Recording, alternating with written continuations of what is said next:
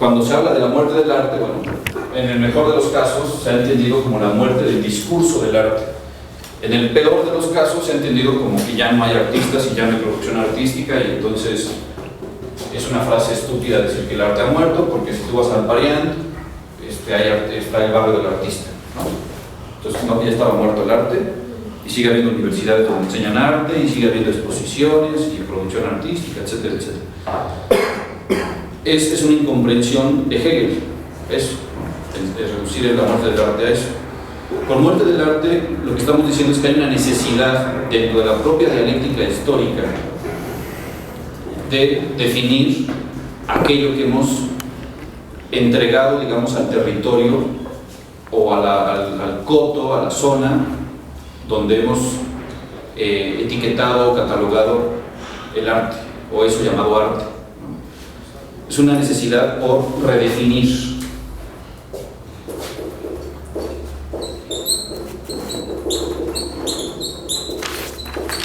O sea, una de las cosas que apuntaba Hegel es que después de estos procesos sintéticos, o sea, cuando estamos ya en la negación de la negación, aparecen nuevos sujetos.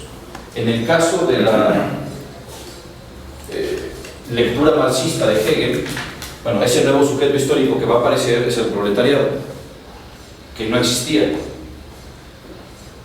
El problema del idealismo desde Platón hasta Kant había sido en que era estático, y entonces un hombre del siglo V a.C. era idéntico a un hombre del siglo XVII o del siglo XVIII incluso, ¿no?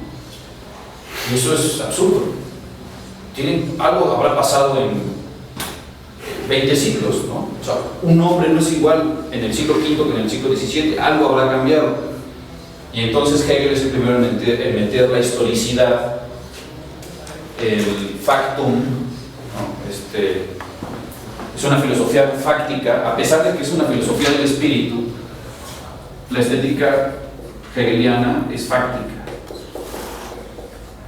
o sea, está con un pie siempre dentro de la historia, consciente de que somos seres temporales. Entonces, Hegel es el primero que le da movilidad, ¿no? O dinamismo al sistema idealista. Y entonces ya no bastan las definiciones, no tiene ningún sentido la definición, porque la dialéctica no es estática.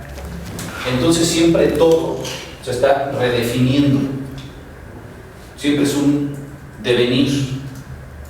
El espíritu absoluto deviene, no es, sino que deviene. Habría que ir a rastrear esta oposición, por ejemplo, entre Kant y Hegel, habría que ir a rastrear hasta Heráclito y Zenón, Parménides. La muerte del arte lo que significa es que, ¿qué es lo que murió? Una definición. Y no solo una definición, sino la operación filosófica de definir las cosas. ¿Y cuándo ocurre eso? Bueno, justamente en el siglo XX. O sea, lo que explica filosóficamente Hegel se empieza como a explicar con manzanas un siglo después. Y ese explicarlo con manzanas es lo que empieza a acontecer en el arte. Porque entonces la gente entra a un museo y ve cosas que nunca había visto. O entra al cine y ve cosas que no estaba acostumbrada a ver. O empiezan a ver cosas en las calles. Por ejemplo, revoluciones que se supone que después de la Revolución Francesa ya no tenía por qué haber ninguna otra revolución. Entonces, lo que Hegel explica filosóficamente se empieza a ver históricamente, y empieza a haber una necesidad de redefinir las cosas, no porque los seres humanos hayan sido movidos por un capricho y entonces la definición que existía ya no servía, no, sino más bien porque es una cualidad ontológica, dado la característica histórica, de estarse redefiniendo. Entonces, la muerte del arte es una necesidad de redefinir el propio arte, y eso implica redefinir, o una redefinición de un paquete tripartita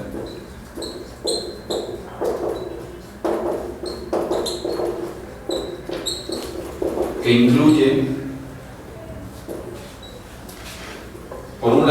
la teoría del arte, por otro lado, la crítica del arte, y finalmente, la historia del arte.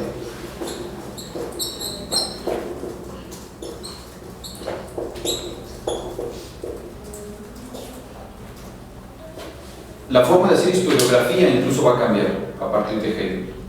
En la escuela, en los años 60 surge una escuela de historiografía nueva que se llama, es conocida como la Escuela de los Anales. De ahí salió Frank Castell, Michel Foucault, que incluso son expulsados de la academia, ¿no? O sea, Foucault tiene que irse a dar clases al Collège de France, casi de forma alternativa, ¿no? Paralela al mundo académico. ¿Por qué? Porque empiezan a hacer historia, por ejemplo, de la sexualidad, o historia de la locura, o historia de la ropa interior, ¿no? O sea, de objetos que aparentemente no eran sujetos históricos o objetos históricos.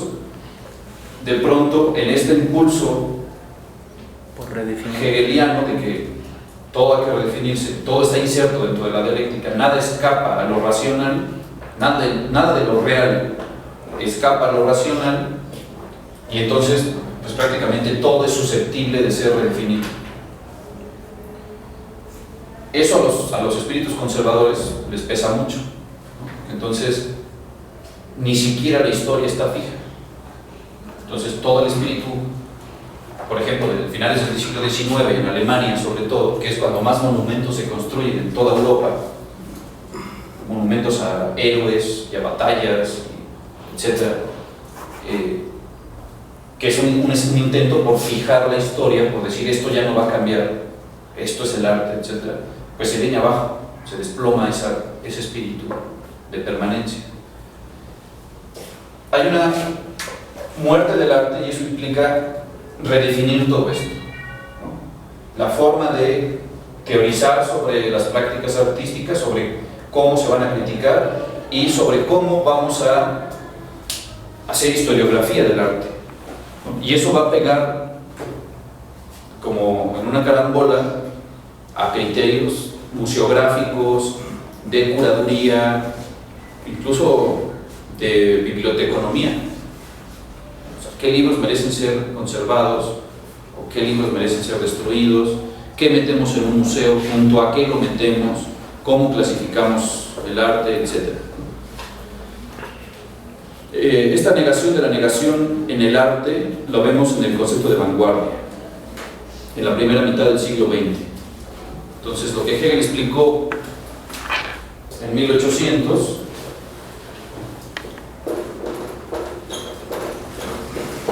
aparece explicado en el concepto de vanguardia, que implica una ruptura. Si hubieran puesto atención a Hegel, no se hubieran asombrado tanto de las vanguardias artísticas en el siglo XX, pero como buen filósofo, pues no fue tomado en cuenta. O sea, nadie peló a Hegel hasta que empiezan a salir las vanguardias. O sea, con el impresionismo todo el mundo estaba fascinado, después con el expresionismo y luego con esta vorágine exponencial del siglo XX, que hay un ismo tras otro ismo y tras otro ismo. Hasta la primera mitad del siglo XX crece infinitesimalmente las propuestas artísticas. Bueno, no era otra cosa más que poner en práctica la dialéctica del amo y el esclavo. Así, ejemplo muy tonto, el impresionismo surge como una tesis, una afirmación, el expresionismo la niega, o sea, no me importa el ojo del pintor, sino que el sentimiento del pintor, y luego surge una negación de la negación, ¿no? Entonces, el impresionismo y el expresionismo surge una síntesis, y por ejemplo, un ismo como el cubismo, pues va a alimentarse de los dos, del ojo del pintor y de la sensación o del sentimiento del pintor. Cuando veamos, por ejemplo, temas como la deconstrucción o el apropiacionismo o la desmaterialización de la obra de arte, hay que entenderla en esta dinámica de negación de la negación. Es un movimiento sintético. No son ocurrencias de los ismos, no son ocurrencias de un artista o de un grupito, de un puñado de artistas o de un manifiesto loco que salió por ahí. No, son resultado, o sea, estas vanguardias son resultado histórico, de una ley histórica llamada dialéctica. Y Hegel lo vio venir, así como Marx vio venir el colapso del capitalismo, ¿no? Que de hecho ya colapsó. A esto Hegel le llamaba Auflösung. A ver, ahorita Otón nos va a decir cómo se pronuncia.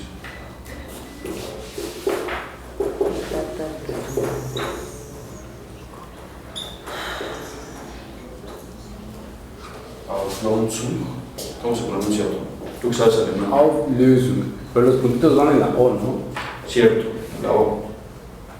Y le sobra una N. Exacto.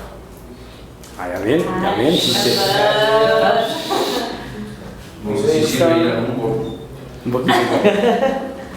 ¿Y qué quiere decir? Como resolución. Ajá. Solo que Hegel, o sea, literalmente es resolución. Pero para Hegel todo es dialéctico, ¿no? O sea, Hegel nunca va en una palabra, o sea, es que vean, Hegel es tan poderoso en su sistema que quiere penetrar todo con la dialéctica, incluso el lenguaje. Entonces no va a haber una palabra en Hegel que no signifique dos cosas. Entonces, en primera instancia, sí es una resolución, pero al mismo tiempo es una disolución.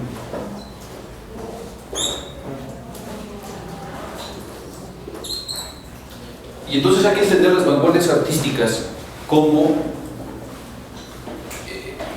procesos del espíritu humano, del espíritu subjetivo, mediante el cual se resuelve algo mediante una síntesis, pero al mismo tiempo se disuelve algo. O sea, esa afirmación primigenia, ese primer movimiento dialéctico, ya no existe. Cuando se habla de la muerte del arte, es en el sentido hegeliano como si el arte tomara conciencia de sí mismo. No estamos hablando de los espíritus subjetivos, o sea, esa cosa llamada artista, que no nos importa. No estamos hablando de los objetos físicos, de las cosas producidas, sino que estamos hablando del espíritu, del esteta, que cuando toma conciencia de sí mismo ese espíritu, se detiene en una, ¿cómo pronunciaste? Auflösung. Auflösung. Hay una Auflösung final en Hegel, que es el fin de la historia, que él relaciona con la coronación de Napoleón. En nosotros, bueno, en la historia del arte, esto ocurre en los años 50, o sea, al término de la primera mitad del siglo XX. Sí. Y sin embargo, aunque ya existe esa resolución, vuelve a empezar el mismo juego, ¿no? Digamos, después de esta primera mitad del siglo XX, empieza de nueva cuenta esa disolución para volver a buscar una resolución. Buena pregunta. Habrá quien diga que sí y habrá quien diga que no, que lo que estamos haciendo es un reciclaje porque somos nostálgicos. No asumimos que ya llegó al fin de la historia, ¿no? Eso es otra vez Hegel vuelve a partir así en dos las interpretaciones, que podríamos ponerlo en términos de Humberto Eco, ¿no? Los apocalípticos y los integrados. Los apocalípticos, quienes sí creen que el fin del arte ya ocurrió y no queda más que repetirse, o los que creen que la dialéctica sigue, o sea, son más hegelianos que Hegel, y dicen bueno, Hegel por una cuestión ideológica al final de sus días se turbó y quiso ver el fin de la historia donde todavía no ocurría el fin de la historia, que era la invasión napoleónica. Y esta dialéctica sigue, la marcha de la historia sigue, o sea, nadie la detiene, ¿no? Aunque mañana se estrelle un meteorito contra la Tierra, pues será parte de la dialéctica, saldrán otros seres nuevos, ¿no? Y empezarán desde ceros a lo mejor. Yo particularmente sí creo que ya ocurrió el fin de la historia, ¿no? O sea, la muerte del arte ocurre en el 51. Lo que seguimos haciendo es otra cosa, que no es arte, es una manía, es una vieja manía, porque no somos ya religiosos ni filósofos. O sea, este despliegue evolutivo del espíritu absoluto sigue, pero acuérdense que había 3 caminos o 3 grietas dentro de la racionalidad para acceder a él, a ese despliegue. Uno era la religión, otro la filosofía y otro el arte. Y esto lo explican casi todos los filósofos postmodernos, ¿no? Bueno, desde Maffesoli hasta Baudrillard, pasando por Lipovetsky o por Zizek o por Derrida. Hay un resurgimiento medio esotérico, sectas, haces una piedra y se una nueva secta religiosa. Toda esta postura New Age y medio neo-hippie, porque quieren recuperar esa grieta religiosa para ver si se entra en contacto con el espíritu absoluto. La filosofía se ha clausurado. O sea, ya no hay un gran filósofo como Hegel, o sea, ya no hay ningún gran sistema filosófico. Quedan lecturas de, ¿no? Fracturas. No, lecturas. Lecturas de, y que al mismo tiempo sin pretensiones sistémicas. O sea, Deleuze no tiene ninguna pretensión sistémica, Zizek tampoco, Sloterdijk tampoco, son como notas a pie del Apocalipsis, ¿no? Y entonces, clausurada la filosofía, reducido a sectas la religión, hay un gran resurgimiento de eso que llamábamos arte. Entonces, por eso da la impresión de que sigue vivo, ¿no? Incluso que sigue más vivo que nunca. Bueno, Saúl, ¿no será que así es reciclaje, pero o sea, el primer momento que es religión, ¿no? O símbolo, después sería filosofía y después arte? Y